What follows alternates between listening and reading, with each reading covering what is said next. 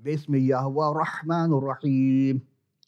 ألم تر إلى الذين خرجوا من ديارهم وهم والوف حذر الموت فقال لهم الله موتوا ثم أحياهم إن الله ذو الفضل الناس ولكن أكثر الناس لا يشكرون. صدق اللہ العالمین. بھلا تم نے ان لوگوں کو نہیں دیکھا جو شمار میں ہزاروں تھے اور موت کے ڈر سے اپنے گھروں سے نکل بھاگے تھے، تو خدا نے ان کو حکم دیا کہ مر جاؤ، پھر ان کو زندہ بھی کر دیا. کچھ شک نہیں کہ خدا لوگوں پر مہربانی رکھتا ہے، لیکن اکثر لوگ شکر نہیں کرتے. عزیزان گرامی، تمام حمد و ستائش، تعریف و توصیف اس رب العالمین کے لیے ہے جو حی و قیوم ہے، عالم الغیب ہے، مالک الملک ہے، علیم البذات الصدور ہے، سمیع بصیر ہے، ستار العیوب ہے. وہ انسانوں کے ہر شے سے واقف ہے. عزیزان گرامی قدر، حقیق عرفان، قصص الانبیاء میں آپ تمام سامعین و ناظرین خدمت میں سلام اور خوش آمدید. امید ہے کہ رب العالمین آپ تمام کو موسمی اثرات سے اور وبائی امراض سے محفوظ رکھے اور صحت و سلامتی عطا کرے. آج ہم حضرت حزقیل علیہ السلام کے سلسلے کی دوسری نشست میں حاضر ہوئے ہیں، اور آج کا پہلا سوال کی جانب چلتے ہیں کہ کس بھائی یا بہن نے یا بیٹے بیٹی نے کیا سوال بھیجا ہے. عزیزان من، آج کا پہلا سوال ہے کہ خدا تعالیٰ نے حضرت حزقیل علیہ السلام کو کل کتنے رویا دکھائے، اور سب سے پہلے رویا میں 4 جانداروں میں سے ہر ایک کے 4 چہرے سے کیا مراد ہے؟ یقیناً یہ بہت ہی عالمانہ انداز کا سوال کیا گیا. حضرت حزقیل علیہ السلام کو کل جو رویا دکھائے گئے تھے وہ بظاہر تو 4-5 ہے، لیکن اس کے اندر جو باتیں بتائی گئی ہیں وہ بہت زیادہ ہے. پہلا رویا 4 جانداروں کی شبیہ اور ان کی شکل انسانی سے مشابہ، اور ہر ایک جاندار کے 4 چہرے اور چاروں پر نظر آئی ہے، یعنی چاروں پر ہے، جیسے پر ہوتی. دوسرا یروشلم میں بت پرستی کا زور اور ان پر سزا کا حکم، اور تھرتھراتے نبی کے نشان اور جھوٹے نبیوں کے خلاف نبوت. تیسری بات تھی سے 7 غیر قوموں کے خلاف نبوتیں، بقیہ کو بچانے کا وعدہ. یہ بقیہ کون ہے ہم آگے چل کر گفتگو کریں گے. مصر اور ہیکل میں بت پرستی اور اس کا انجام. چھوٹا چرواہے یعنی جھوٹے چرواہے اور اچھا چرواہا، فرق ہے دونوں میں. ملک اور لوگوں کی بحالی کے لیے سوکھی ہوئی ہڈیوں کی وادیاں، اور رویا اسرائیل اور یہودا کا دوبارہ ملاپ، یعنی ایک قوم بن جانا، اور اسرائیل کے مستقبل میں دشمنوں کی بربادی، پھر 1000 سالہ دور کا منظر. یہ تمام باتیں وہ کہ آج کی نشست میں ہم پیش نہیں کر سکیں گے کیونکہ وقت بہت کم ہوگا.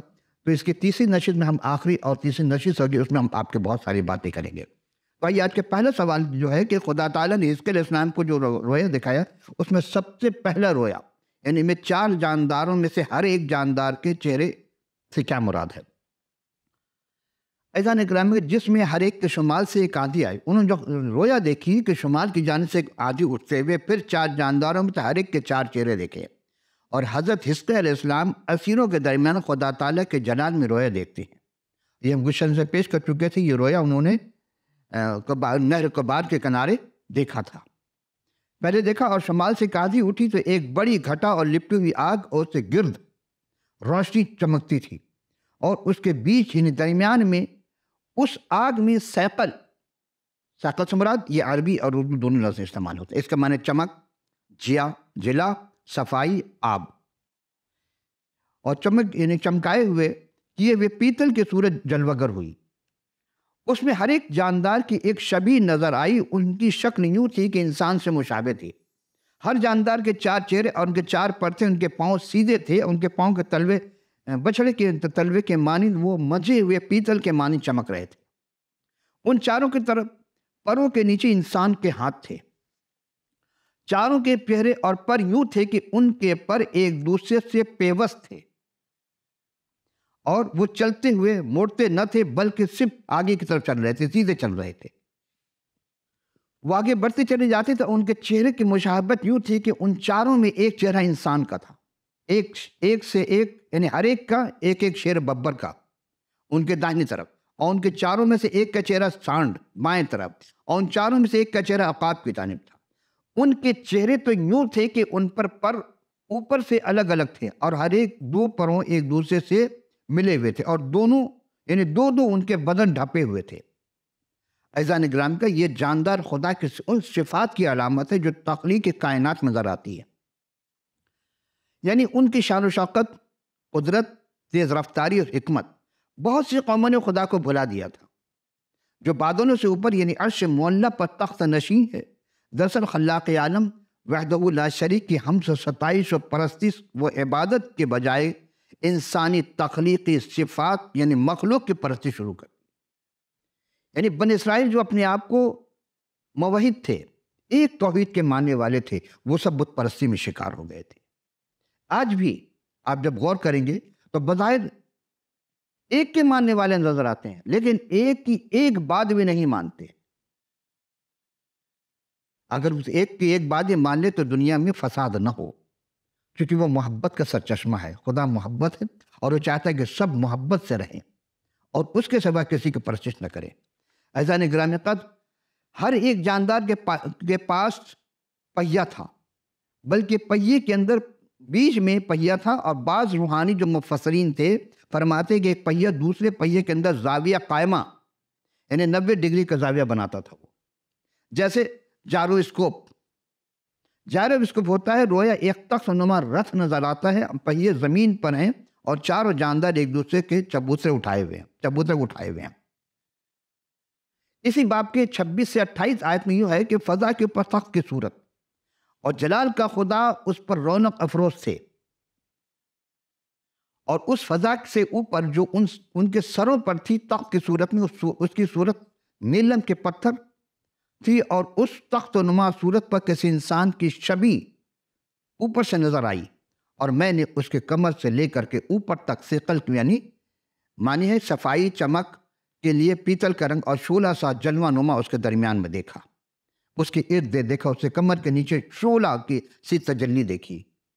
عزیزان گرامی، ان کے چاروں طرف جگمگاہٹ تھی، جیسی اس کے کمان کی صورت میں جو بارش کے دنوں میں بادلوں پر دکھائی دیتی ہے، ویسے ہی آس پاس کی جگمگاہٹ تھی، نمود تھی، اور یہ خدا کے جلال کو ظاہر کرتا ہے۔ عزیزان گرامی، سوچنے کا یہ مقام ہے کہ کہاں جانور کی تشبیہ دی جا رہی ہے اور کہاں خدا کا جلال ظاہر ہو رہا ہے۔ آپ دیکھتے ہیں کہ جب زور آور دکھایا جاتا تو شیر کی تشبیہ دکھائی جاتی ہے۔ کیا مطلب؟ شیر ببر کو، اور یہوہ کا شیر ببر پھر کون ہوگا، یہ ظاہر کیا جاتا ہے۔ عقاب کے معنی تیزی۔ اسی طرح جس کے اوپر خدا کا تخت عظیم ہے، اس خدا کے جلال کا یہ رویا تھا جو حضرت حزقیل علیہ السلام نے نبوتی خدمت کے لیے بلاہٹ کے ابتدائیہ کے طور پر دیکھا تھا۔ بظاہر یہ مضمون بڑا خشک ہے آج کا، لیکن آپ جب غور کریں گے وہ باتیں جو عام طور پر آپ نے کبھی نہیں سنی ہوگی، نہ کسی کتاب میں پڑھا ہوگا۔ روایت پرستی الگ چیز ہے، ہم نے آیت پرستی کو فروغ دیا۔ تو آیت ہی بتاتی کہ حضرت حزقیل میں جو کچھ دیکھا اسے اپنے اسی صحیفہ کے 43 باب کی 3 آیت میں یوں دوبارہ تذکرہ کیا ہے کہ اور یہ اس رویا کی نمائش کے مطابق تھا جو میں نے دیکھی تھی جب شہر کو برباد کرنے کو آیا تھا۔ کون؟ اور یہ روایتیں اور رویا کی مانند تھی، اور جو میں نے نہر بار کے کنارے پر دیکھی تھی، تب میں نے منہ کے بل گرا۔ یا ظالمان، یہ بھی کہیں سے زیادہ حیران کن باتیں ہیں کہ کسی نے ترتیب نہیں دیا، یعنی بے ترتیب نہیں ہے، اور اس کو نہیں سمجھنے کے لیے بہت علم روحانیت کی ضرورت ہوتی ہے۔ یہ اہل تصوف اس بات کو جانتے جو خواب کی دنیا میں رہتے ہیں، اور صرف خواب کی دنیا میں رہنا کمال نہیں ہے، بلکہ خواب، رویا، منام، خواب تو دیکھ کے انسان بھول جاتا ہے، رویا جو ہے وہ قدرت کی طرف سے دکھائی جاتی ہے۔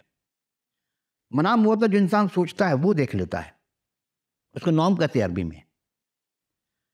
آئیے ہم دوسرے سوال کی طرف چلتے ہیں۔ دوسرا سوال یہ کہ حضرت حزقیل علیہ السلام کو رویا میں کس نام سے پکار کر کے تمار کھانے کو حکم دیا گیا؟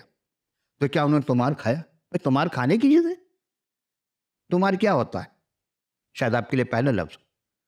یہ اس زمانے میں کاغذ جس طرح رول کر کے گول کرتے ہیں، موڑ کر کے اس میں لکھا جاتا تھا، اور وہ قلم، وہ روشنائی اور تمار آج کے اعتبار سے ایک صفحہ اور رسوائی اور قلم 2 لاکھ کے برابر ہے، چونکہ وہ سونے کے سکے سے خریدے جاتے تھے۔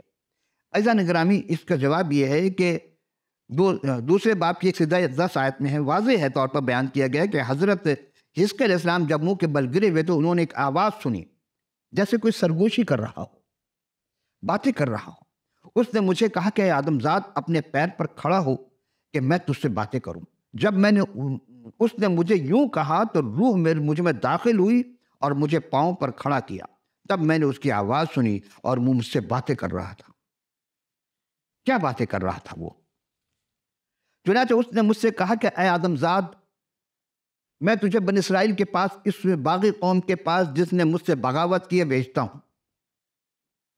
کون کہہ رہا ہے؟ وہ خدا کا کلام، خدا خود کلام کر رہا ہے اور کہہ رہا ہے کہ یہ باغی قوم ہو گئی ہے۔ کیا آج قوم باغی نہیں ہے؟ کیا آج وہ خدا سے بغاوت نہیں کر رہی ہے؟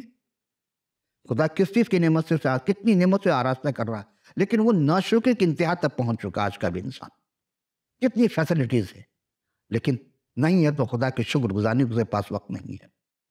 اور وہ ان کے باپ دادا آج کے دن تک میرے گنہگار ہوتے ہیں۔ ظاہر سی بات، کیونکہ جن کے پاس میں تجھے بھیجتا ہوں وہ سخت دل اور بے حیا فرزند ہیں۔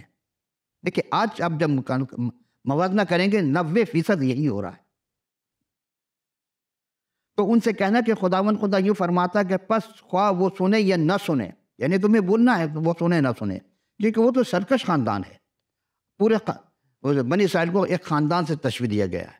علم کے معنی خاندان ہے، خدا کا خاندان۔ اصلا بنی اسرائیل یعنی اسرائیل کا خدا کا خاندان تھا۔ تو بھی اتنا نہ ہوگا کہ وہ جانیں گے کہ ان میں ایک نبی برپا ہوا ہے، اور تو اے آدم زاد ان سے ہراساں نہ ہو، ان کی باتوں سے نہ ڈر۔ ہر ایک چند وہ اونٹ کٹاروں اور کانٹوں سے گھرا ہے اور بچھوں کے درمیان رہتا ہے، ان کی باتوں سے ترسا نہ ہو اور ان کے چہرے سے نہ گھبرانا، کیونکہ وہ بہت ہیکل قسم کے، وہ بہت طاقتور ہیں، بڑا روبدار ہیں، تو گھبرانا نہیں، وہ کچھ بھی ہو، وہ باغی خاندان ہے۔ بس تو میری باتیں ان سے کہنا، خواہ وہ سنے خواہ نہ سنے، یعنی دونوں صورت میں تمہارا کام ہے سنانا، پیغام دینا، داعی اللہ، خدا کی طرف بنانا، دعوت دینا کہ بت پرستی چھوڑ دو۔ لیکن اے آدم زاد، تو میرا کلام سن، تو اس سرکش خاندان کے معنی سرکشی نہ کرنا۔ لیڈر بنا کے بھیجا جا رہا ہے حضرت حزقیل علیہ السلام کو، اور لیڈر اگر گناہ گار ہو جائے تو پوری قوم گناہ گار ہو جائے گی۔ آج یہی ہو رہا ہے، خواہ وہ سیاسی لیڈر یا مذہبی، دونوں بت پرستی کے شکار ہیں۔ آپ معاشرہ دیکھ سکتے ہیں، ہم سے زیادہ آپ اس چیز کا تجربہ رکھتے ہیں۔ اپنا منہ کھول، حضرت حزقیل علیہ السلام سے کہا، اور جو کچھ میں تجھے دیتا ہوں کھا لے۔ اور میں نے نگاہ کی تو کیا دیکھتا ہوں کہ ایک ہاتھ میری طرف بڑھا ہوا ہے اور اس میں کتاب کا تومار ہے، اور اس نے اسے کھول کر میرے سامنے رکھ دیا، اور اس میں اندر باہر لکھا ہوا تھا، اور اس میں نوا اور ماتم اور آہ و نالہ مرقوم تھا، فریاد۔ اور انہیں اسے کھایا۔ کیوں کیا خدا نے ایسا؟ سوال یہ تھا یہاں پہ، اس لیے تاکہ اس قوم کے جانب جب آئے تو وہ یہ آہ فغاں نہ کریں گے، بلکہ ان کو کرنے پر مجبور کر دیں گے۔ دیکھیں جو خدا کا بندہ ہوتا ہے، جو خدا کی طرف جاتا ہے، وہ نڈر ہوتا ہے، بہادر ہوتا ہے، وہ کسی سے نہیں ڈرتا۔ جو ایک سے ڈرتا ہے وہ کسی سے نہیں ڈرتا، ایک نہیں وحدہ لا شریک سے، اور جو ایک سے نہیں ڈرتا سب سے ڈرتا ہے۔ فرق یہ ہے، انبیاء کا یہی پیغام تھا۔ اب چلتے ہیں ایک اور سوال۔ اچھا، پھر اس نے مجھ سے کہا کہ آدم زاد، جو کچھ تو نے پایا ہے سو کھا، جو کچھ تجھے دیا گیا اسے کھا لے۔ اس تمار کو نگل جا اور جا کر اسرائیل کے خاندان میں کلام کر۔ گویا وہ بظاہر تو لکھا ہوا تھا، لیکن اصل میں ان کے اندر اتارا گیا وہ کلام، نڈر ہونے کا، بے خوف ہو جانے کا۔ تب میں نے منہ کھولا اور اس نے وہ تمار مجھے کھلایا۔ کیا ایسا کسی کے ساتھ ہوا؟ کوئی نبی دعویٰ کر سکتا ہے کہ ایسا اس کے ساتھ ہوا؟ نہیں، سب کا الگ الگ، ہر کے زمانے کے اعتبار سے اس کو وہ فریضہ ادا کرنے کے لیے وہ تعلیم دی گئی۔ یہاں بھی تب پھر اس نے کہا کہ مجھ سے اے آدم زاد، اس تمار کو جو میں تجھے دیتا ہوں کھا جا اور اس سے اپنا پیٹ بھر لے۔ تب میں نے کھایا اور وہ میرے منہ میں شہد کے مانند میٹھا ہے۔ آپ نے غور کیا؟ خدا کا کلام شہد کے مانند میٹھا ہے، شہد سے بھی زیادہ میٹھا ہے محسوس کرنے پر۔ اب دیکھیں شہد کیسے کھاتے ہیں. بچپن میں آپ نے کھایا ہوگا, میں نے بھی چکھا ہے, شہادت کی انگلی سے چاٹتے زبان پہ لگاتے ہیں. آج جب کلام کو پڑھتے ہیں تو تھوک لگاتے ہیں, پلٹتے ہیں کہ نہیں پلٹتے ہیں؟ بالکل اسی طرح جتنے بار کلام کو پلٹیں گے اتنی بار آپ کا تھوک لگا کر کے آپ کو کلام آپ کے اندر آنا چاہیے. کلام آئے گا تو پھر گفتگو ہوگی. پھر آگے چل کر کہتے ہیں, پھر اس نے مجھ سے فرمایا کہ اے آدم ذات تو بنی اسرائیل کے پاس جا اور میری یہ باتیں ان سے کہہ دے, کیونکہ تو نے ان لوگوں کی طرف بھیجا جاتا ہے جن کے زبان بیگانہ اور جن کی بولی سخت ہے, بلکہ اسرائیل کے خاندان کی طرف, یعنی وہ غیر قوموں میں نہیں بھیجا, ان کی اپنے قوم میں بھیجا ہے. اور جن کی بولی سخت ہے, جن کی بات تو سمجھ نہیں سکتا. یقیناً اگر میں تجھے ان کے پاس بھیجتا ہوں تو میری وہ تیری سنتے ہیں, لیکن بنی اسرائیل تیری بات نہ سنیں گے کیونکہ وہ میری سننا نہیں چاہتے. آج بھی اگر آپ سچ کہنا چاہیں نا خدا کے کلام کے بارے میں, اپنے خاندان سے شروع کر کے دیکھ لیں, اپنے گھر سے سچ بات بولنے دے کے سارے آپ کو دشمن بن جائیں گے. تو سوچیں نبی کے کتنے دشمن ہوں گے. سچ کو آنچ نہیں, کیونکہ وہ میری سننا نہیں چاہتے, اور کیونکہ سب بنی اسرائیل سخت پیشانی اور سنگ دل ہیں. دیکھ میں نے ان کے چہرے کے مقابل تیرا چہرہ درست کیا ہے, اور تیری پیشانی ان کے پیشانی کے مقابل سخت کر دیا. یعنی تیرے اندر ہم نے وہ روپ ڈال دیا, بظاہر تو وہ تجھے نظر نہیں آئے گا, لیکن وہ جب دیکھیں گے تو تیرے روپ اور دبدبے سے ان کے تو خوف طاری ہو جائے گا, کیونکہ وہ اپنے کو بہت بہادر سمجھتے ہیں. میں نے تیرے پیشانی کے کوئی ہیرے کے مانی چکماک سے بھی زیادہ سخت کر دیا.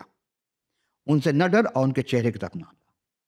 اور پھر اس نے مجھ سے کہا کہ عبداللہ میری سب باتوں کو جو میں تجھ سے کہوں گا دل سے قبول کر. سب سے پہلی بات یہ کہ جو میسنجر ہوتا ہے وہ اس کو قبول کرتا ہے ایمان اور یقین کے ساتھ, پھر وہ اس کو پیش کرنے میں آسانی ہوتی ہے. اور پھر اس نے کہا کہ روح نے مجھے اٹھا لیا اور میں نے اپنے پچھلے ایک بڑی کڑک کی آواز سنی پیچھے, اور کوئی کہتی تھی کہ خدا کا جلال اس کے مسکن سے مبارک ہو. آج بھی خدا کا جلال ظاہر ہوتا ہے, لیکن ہم ایکسپٹ نہیں کر سکتے. کیوں؟ اس لیے کہ ہم پراگندہ ہو چکے ہیں, ہم روحانی طور پر ابلیس کے پیروکار بن گئے, اور اسی لیے ہمیں خدا کا کلام سمجھ نہیں آتا ہے. خدا نے آج تک اس قوم کی حالت نہیں بدلی. نہ ہو جس کو خیال آپ اپنے حالت کے بدلنے کا. جب بنی اسرائیل نے اپنی حالت نہیں بدلی تو خدا نے ان کو بھی برباد کر دیا. اور جانداروں کے پروں کے ایک دوسرے کے لگنے کی آواز اور اس کے مقابل پہیوں کی آواز ایک دوسرے سے دھڑکانے کی آواز سنائی دی, اور روح مجھے اٹھا کر لے گئی. سو میں نے تلخ دل اور غضبناک ہو کر روانہ ہوا, اور خدا کے ہاتھ مجھ پر غالب تھا. زمانہ کوئی سا بھی ہو, حالات کیسے بھی ہوں, لیکن جو حق کا چاہنے والا ہوتا ہے وہ کبھی حق سے انحراف نہیں کرتا. بھرے مجمع میں حق بات کہہ جائے گا. ہزار خوف ہو لیکن زباں ہو دل کے رفیق. ہزار خوف ہو, علامہ اقبال کہتے ہیں کہ ہزار خوف ہو لیکن زباں ہو دل کی رفیق, اور یہی رہا ہے ازل سے قلندروں کا طریق. ہجوم کیوں ہے زیادہ شراب خانے میں, فقط یہ بات کہ پیرے مغاں ہے مرد خلیق. وہ جس خلوص پیار سے شراب پیش کر رہا ہے, کہاں مذہبی علماء پیش کر رہی ہیں؟ کہاں ہیں؟ ہر مذہب کے مذہبی علماء کو یہ دعوت فکر ہے کہ وہ کیا کر رہے ہیں, اور خدا کا کلام کیا کہتا ہے. نبی حضرت علیہ السلام کو کیوں بھیجا گیا؟ اس لیے کہ وہ نگہبان تھے. اس زمانے میں نبی نگہبان ہوتے ہیں, آج بھی نگہبان بنے ہوئے ہیں, پاسبان بنے ہوئے ہیں. کیا کر رہے ہیں؟ پھر اس نے کہا کہ میرے منہ میں جو کلام اس نے اس کی تو آگاہ کر دیا, جب میں شریروں سے کہوں کہ تو یقیناً مرے گا تو وہ اسے آگاہ نہ کرے, اور شریر سے نہ کہے کہ اپنی رب روش سے خبردار ہو, تاکہ وہ اس سے باز آ کر اپنی جان بچائے, اور شریر اپنی شرارت سے مرے گا. یہ تو ہے جو جان گناہ کرے گی سزا پائے گی, اور گناہ کی مزدوری موت ہے. کل نفس ذائقۃ الموت. عزیزان گرامی قدر, اب ہم تیسرے سوال کی جانب چلتے ہیں کہ خدا نے پروردگار عالم نے حضرت حزقیٰ اسلام کو کیوں گونگا رہنے کی تلقین کی؟ بتائیے. ابھی تو کہا کلام دیا کہ جا کے تو کلام کر, اور ان کو راستہ بازی کی تعلیم دے. خواب جو بھی لوگ ہیں بدکار ہو یا نیکوکار بنے ہوئے ہیں, سب سے جا کر خدا کی تعلیم دے. راستہ بازی کو بت پرستی چھوڑ دے اور گناہ چھوڑ دے, ترک کر دیں. ٹھوکر کھانے والا پتھر نہ ہو بلکہ وہ سب مارے جائیں گے. لیکن انہوں نے نہیں سنا اور نصیحت نہیں پکڑی, تو اپنی جان بچا لے. پھر خدا نے وہاں خدا کا ہاتھ وہ کہتے کہ مجھ پر آیا اور اس نے مجھ سے فرمایا کہ اٹھ میدان میں نکل. دیکھیں ایک لفظ سے اور ایک لفظ میں، کیا فرق ہے دونوں میں؟ ایک جگہ میدان سے نکل اور میدان میں نکل، اس کا مطلب کہیں اور اس کو میدان میں جانے کے لیے کہا جا رہا ہے. جی تو میدان میں نکل یعنی میدان میں جانا ہے ان کو، اور وہاں میں تجھ سے باتیں کروں گا، کلام کروں گا. تب میں اٹھ کر میدان میں گیا. کیا دیکھتا ہوں کہ خدا کا جلال اس شوکت اور کے مانند جو میں نے نہر کبار کے کنارے دیکھا تھا. دیکھیں بار بار تذکرہ کریں، خدا کا جو جلال ہوگا وہ نظر آئے گا. نبی کبھی جھوٹ نہیں بولتا جو خدا کا جلال کو دیکھ لیتا ہے. تو نہر کبار میں دیکھی تھی اور کھڑا ہے اور میں منہ کے بل گرا. تب روح مجھ میں داخل ہوئی اور اس نے مجھ سے میرے پاؤں پر کھڑا کیا اور مجھ سے ہم کلام کر کے فرمایا کہ اپنے گھر جا اور دروازہ بند کر کے اندر بیٹھ رہو. اور اے آدمزاد دیکھ وہ تجھ پر بندھن ڈالیں گے اور ان سے تجھے باندھے گا اور تو ان کے درمیان باہر نہ جائے گا. تو جب کوئی نہیں سنتا ہے تو خاموشی اختیار کر لی جاتی ہے. دیکھ کر کے بھی نہیں دیکھیں گے، سن کر کے بھی نہیں سنیں گے، انسن بن جائیں گے. نبی نے وہی کیا جو خدا نے کہا تھا. لیکن جب میں تجھ سے ہم کلام ہوں گا تو تیرا منہ کھولوں گا، تب تو ان سے کہے گا کہ خداوند یوں فرماتا ہے. خداوند خدا یوں فرماتا ہے کہ جو سنتا ہے سنے اور جو نہیں سنتا نہ سنے، کیونکہ باغ خاندان ہے. بار بار لفظ باغ استعمال کر رہا ہے خدا. کس کے لیے؟ بنی اسرائیل کے لیے جو سب سے چہیتا تھے. کیا آج یہ ہم پر لاحق نہیں ہو رہا ہے؟ غور کیجئے گا ہم کتنے دور ہیں کلام سے. جب کلام سے دور ہیں تو کلام خدا سے کتنے دور ہیں. پھر ہم دعا کرتے کہ فنا یہ ہو جائے. جانتے آفت کیوں آ رہی ہے؟ جب آفتیں آئیں گی، گناہ ہوگا، بدکاری پھیلے گی، تو سب سے پہلے پانی، خدا کہتا ہے کہ پانی پر میں تمہیں محروم کر دوں گا. روٹی پانی پر محروم کر دیتا ہے، اور جب اس کا فضل ہوتا ہے تو روٹی پانی مہیا کرتا ہے. یہی دو چیز تو انسان کی زندگی کے لیے عام طور پر یہی کہا جاتا ہے. آئیے ہم چوتھے سوال کی جانب چلتے ہیں. خدا نے حضرت حزقیل علیہ السلام کو غیر شرعی داڑھی منڈوانے کا کام سر انجام دے کیوں کہا؟ اب بتائیے کتنا سخت ہے یہ. داڑھی سنت انبیاء ہے، اور ہمارے بھائی سارے کہتے ہیں ہاں سنت رسول ہے. ٹھیک ہے، لیکن نبی کو کہا جائے تو اپنے سر کے بال منڈوا، اپنے داڑھی مونڈتے کیوں؟ یہ غیر شرعی کام؟ کیا خدا غیر شرعی کام لے گا؟ کوئی تو وجوہات ہوں گے. اب آج کے زمانے میں کوئی ہمیں بتائے کہ ہاں بتا کلام میں کہاں لے کے داڑھی موڑ، سب کہتے ہیں یہ تو کفر کیا. عزیزان گرامی ذرا ان نبی پر فتویٰ تو لگا لیں، کہاں سے لائیں گے آپ؟ اسی لیے ہم آپ سے بار بار کہتے ہیں کہ روایت پرست کے فروغ مت دیجیے، آیات پرستی کو فروغ دیجیے. آیات کے معنی نشانی، خدا کی نشانی ہے اس میں. کیوں کہا سر کے باڑ میں مڑ، ہر یعنی داڑھی مڑ لے؟ کیوں آخر؟ پھر کہا کہ تو پیمانہ لے، یعنی ترازو لے، اور اپنے سر کے بال اور داڑھی کو وہ پیمائش کر، اس کے 3 حصے کر. سوال یہ تھا کہ غیر شرعی طور پر داڑھی اور سر کے بال تو خیر مولانا سنت ہے شبد کا، تو ٹھیک ہے جی، حج میں کرتے ہیں اور بھی جگہ کرتے ہیں سارے مذہب میں، لیکن داڑھی منڈوانا. اب کلام یہ کہتا ہے اے آدمزاد تو ایک تیز تلوار لے، اور کی تیز تلوار، استورا نہیں، تیز تلوار، اور حجام کے استورا کی طرح اس سے اپنا سر اور داڑھی منڈا، اور ترازو لے اور بالوں کو تول کر ان کے حصے کر. کیوں کر؟ پھر جب محاصرہ کے دن پورے ہو جائیں، چونکہ پہلے بتا دیا تھا کہ محاصرہ ہوگا اور یہ تباہ ہو جائے گا، برباد ہو جائے گا، تو جب محاصرہ کے دن ہوں گے پھر کیا ہوگا؟ پھر جب محاصرہ کے دن پورے ہو جائیں تو شہر کے بیچ میں ان میں سے ایک حصہ لے کر آگ میں جلا. 3 حصے کرنا تھا، ایک حصہ آگ میں جلا، اور دوسرا حصہ لے کر تلوار سے ادھر ادھر بکھیر دے. 2 ہو گئی. اب تیسرا، اور تیسرا حصہ ہوا میں اڑا دے، اور میں تلوار کھینچ کر پیچھا کروں گا، ان کا پیچھا کروں گا، یعنی جدھر جدھر بال جائیں گے ادھر ادھر تباہی آ جائے گی. اور ان میں سے تھوڑے سے بال گن کر کے لے لے اور اس کو اپنے دامن میں باندھ لے، یعنی پہلے کچھ بال لے کر کے اس کو اپنے دامن میں باندھ لینا اور اس طرح کرنا. پھر ان میں سے کچھ نکال کر آگ میں ڈال اور جلا دے. اس میں سے ایک آگ نکلے گی جو اسرائیل کے تمام گھرانے میں پھیل جائے گی. اب سوچے کیسے ہو سکتا ہے؟ بھلا بال کے جلنے سے، داڑھی اور سر کے بال کے جلنے سے کہ آگ لگیں گی پورے قبیلے میں، لیکن خدا ہے وہ جو چاہے کر سکتا ہے، اسی لیے اس کو قادر مطلق ہے. خدا یوں فرماتا ہے کہ یروشلم یہی ہے، میں نے اسے قوموں اور مملکتوں کے درمیان جو اس کے آس پاس ہیں رکھا، لیکن اس نے دیگر اقوام سے زیادہ شرارت کی۔ دوسرے قوم تو کرتی ہیں، بت پرستی کر رہے ہیں، سب کچھ کرتے ہیں، بدکاری کر رہے ہیں، زنا کر رہے ہیں، ہر قسم کی برائی مبتلا۔ تم تو میرے تھے، تم نے کیوں کیا؟ اور ان سے بڑھ کر کیا تو غصہ آئے گا نہیں؟ نوکر اگر کوئی غلطی کرے اور بیٹا اگر وہی اس سے زیادہ غلطی کرے تو بیٹا اس کو زیادہ سزا دے گا، تو میری اولاد ہے۔ یہاں خدا نے یہی بنی اسرائیل کے ساتھ کیا اور اس کے احکام کو رد کر دیا اور میرا آئین کی پیروی نہ کی، اور اقوام سے بڑھ کر فتنہ انگیز ہو گئے اور میری آئین کی پیروی نہیں کی، میرے احکام پر عمل نہیں کیا، اور اپنے آس پاس کے اقوام کے آئین اور احکام پر بھی کاربند نہیں رہے، یعنی جو ملکی قانون تھا اس پہ بھی پابند نہیں رہے۔ آج غور کریں کہ ہم کہاں ہیں۔ پارسائی کے لباس پہن سے انسان پارسا نہیں ہو جاتا ہے، اندر سے روح کو پارسا کرنا پڑتا ہے، دل کو پارسا، ذہن کو پارسا کرنا پڑتا ہے۔ یہی تو مسیح علیہ السلام نے فرمایا تھا سلام علیہ نے کہ اگر تم نے کسی پر بری نگاہ کی، بری نگاہ سے دیکھا تو گویا تم نے اس کا ساتھ زنا کر لیا۔